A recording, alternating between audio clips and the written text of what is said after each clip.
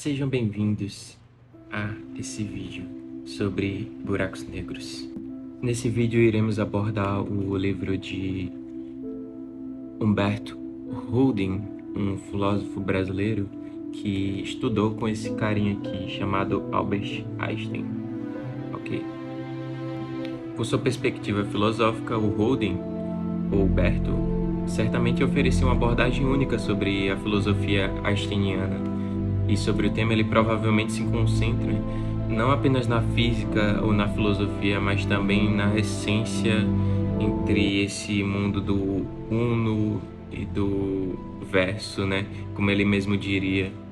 Mas como o tema aqui é buracos negros, nós vamos falar sobre buracos negros. Mas também a gente tem amplas gamas e significados do universo e da existência dentro dele. Como, por exemplo, onde termina um buraco negro? O que acontece se entrarmos dentro dele? Isso são perguntas para outro vídeo posteriores.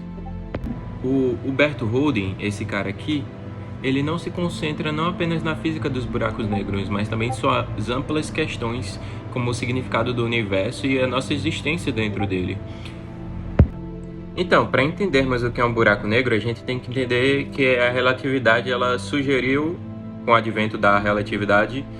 Por consequência, existe também o advento dos buracos negros, que são a anomalia gravitacional. No caso, só existe a anomalia gravitacional porque a relatividade ela existe, então uma gera a outra, entendeu? Quando olhamos para o céu à noite, nós podemos ver as estrelas, certo? E nas estrelas tem um pequeno buraco que o Einstein denominou como black hole, ou seja, buracos negros, traduzindo, né? Mas nas equações de Einstein, isso é um dos resultados mais fantásticos que isso poderia ter. Por consequência disso, nós descobrimos que ele realmente é real e hoje em dia temos até fotos do buraco negro, né?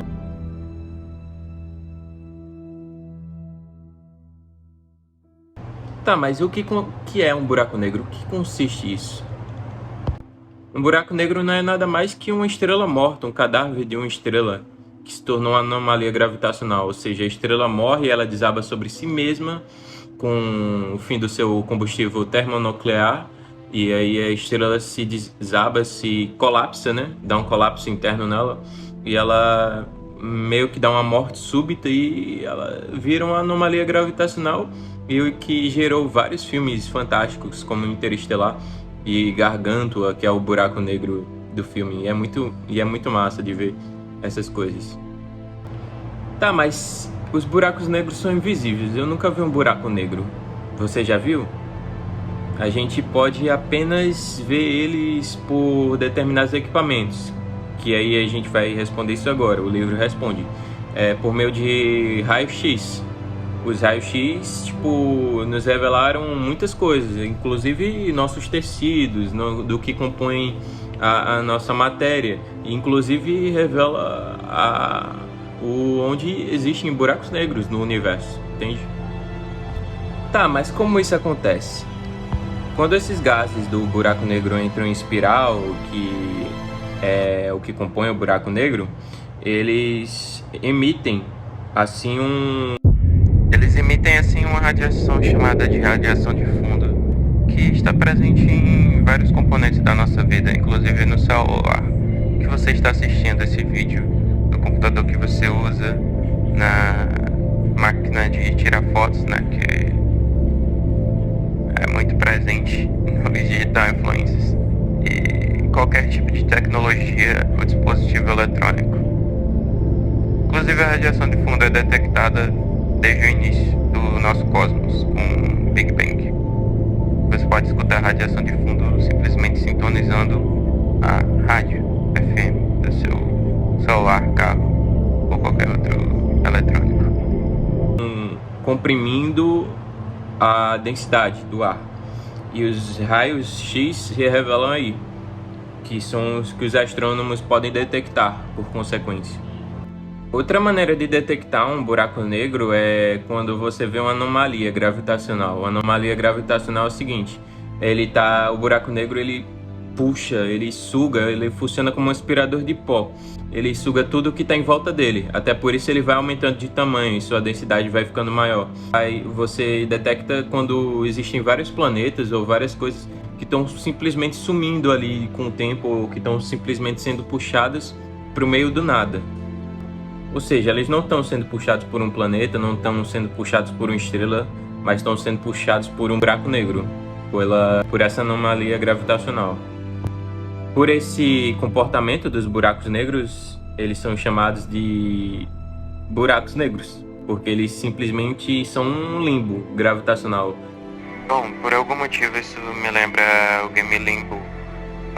Limbo é um game indie que tem uma vibe muito dark e deprê, mas sei lá, por algum motivo ou razão, eu acho que um buraco negro é muito a vibe desse jogo. Um lugar escuro onde você tá perdido, tem que encontrar a saída, mas no final há uma saída, né, para todas as circunstâncias da nossa vida. Eu acho que o game Limbo tem essa representação de ser algo inóspito, vazio, mas que no fim é uma luz, né? Eu acho que um buraco negro deve ser parecido ou igual a esse game, uma obra de arte dos jogos aí indie que eu já joguei e tive o prazer de jogar. E hoje em dia tem até para smartphones e tablets, computadores. Foi lançado originalmente para computadores, se eu não me engano, mas me lembra muito a vibe de um buraco negro, o game Limbo. Não sei vocês. É só uma viagem minha, só pra deixar anotado. E aí entra em questão a outra incógnita, né, da física, que se existe um buraco negro, por consequência existe uma saída, mesmo que seja um buraco negro, um buraco de minhoca, que é uma das teorias, ou talvez o black white, que seria o buraco branco, a saída de um buraco negro, que leva para outra dimensão, ou para outra realidade, ou para outra dimensão até talvez. Quem sabe? São algumas das hipóteses e teorias. Seu planeta tá aqui e ele simplesmente suga tudo que tá em volta e não existe mais nada daqui a pouco. É muito louco. Por isso que se tornou assunto de vários filmes. Devido a esse comportamento gravitacional dos buracos negros, eles são chamados de aspiradores do espaço, absorvendo tudo que passa e tudo que se coloca ao seu alcance. E é muito louco, né? A gente vê o filme Interestelar ali quando O cara se perde da filha, vai fazer uma missão pela NASA para buscar outros planetas habitáveis, mas acaba encontrando um buraco negro e ele é preso dentro do buraco negro, perde as esperanças, manda um código Morse para a filha, aí a filha entende que é um código Morse, aí depois percebe que é ele, e aí essa filha constrói uma estação espacial, encontra o pai perdido no espaço, não sei como ele está vivo, mas ele está vivo, graças à anomalia do buraco negro. Isso tudo gera-se muita criatividade na nossa mente, porque a gente não concebe ainda o que seja um buraco negro. Será que é outra dimensão? Será que é apenas um vácuo no espaço? O que é um buraco negro? A gente ainda não tem certeza. E você sabe o que é um buraco negro?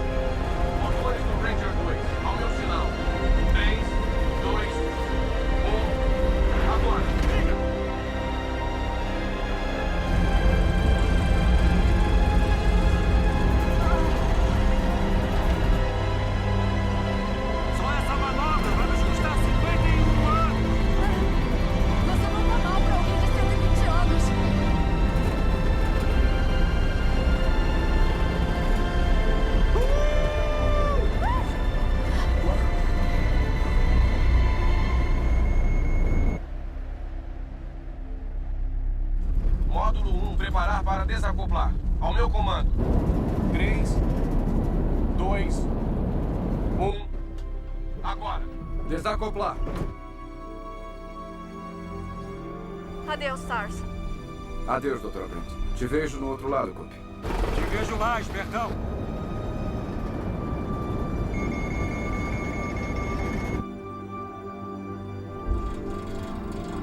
É isso aí, Case. Excelente voo imprudente. Aprendi com o mestre. Ranger 2. Preparar para desacoplar. Quê? Não! Não!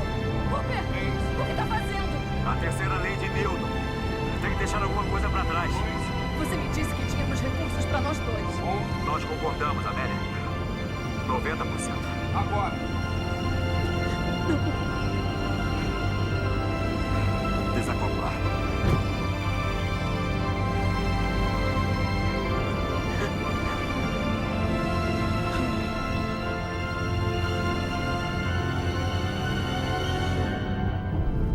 Tá bem. Inclinando para baixo. Aproximando do horizonte de ventos. Bom porto. Inclinando para passar por baixo dele. Indo em direção à escuridão. Fiz contato visual com o horizonte. Escuridão total. Tars, está me ouvindo? Escuridão total. Tars, tá me ouvindo, câmbio?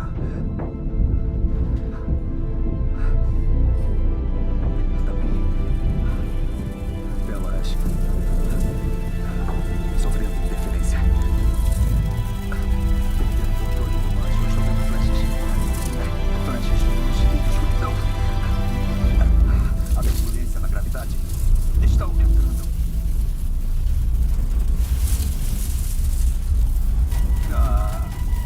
Computadores pararam.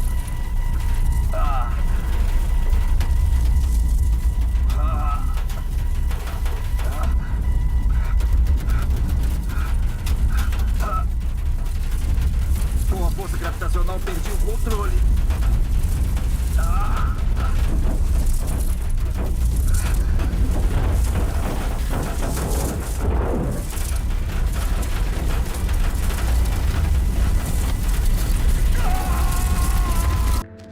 Eu vou ler o texto da íntegra do livro para dar um resumo sobre o que é o livro e o que ele consiste, certo?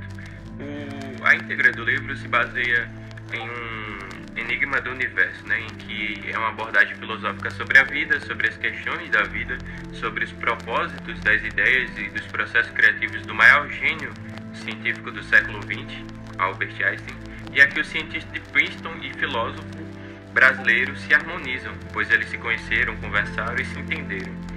E nessa interação, o resultado cinético dessa interação é uma visão filosófica e humanística sobre o mundo.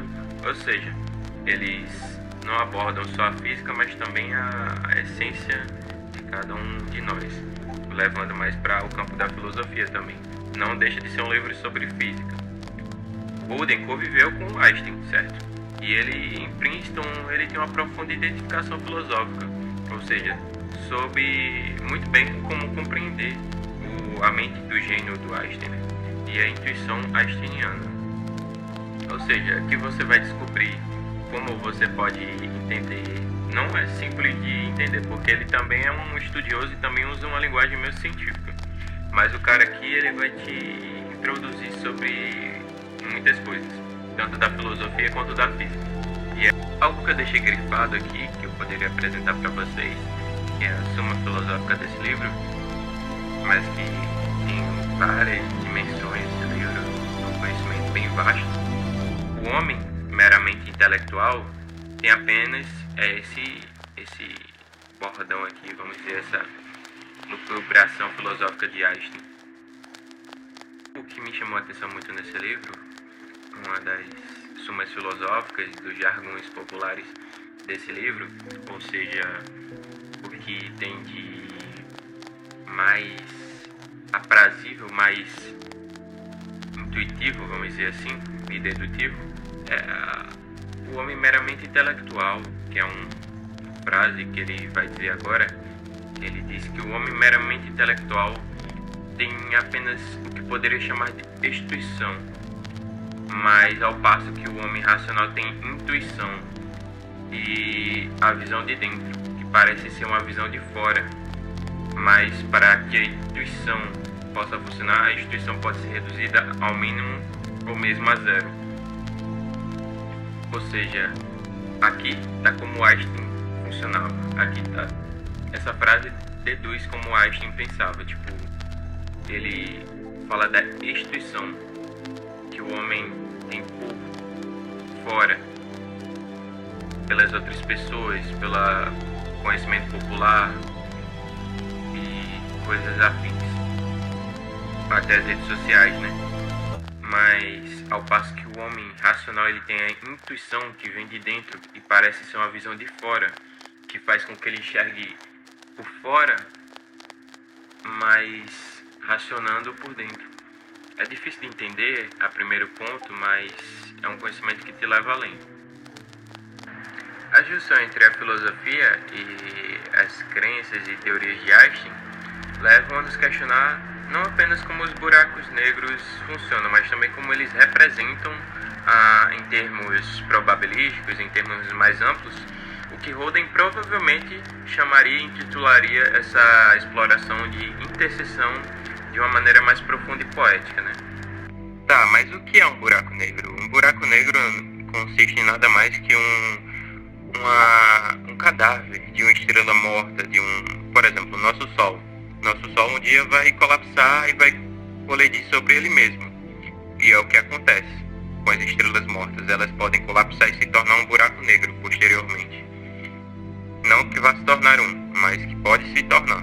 Tem algumas possibilidades fora o buraco negro.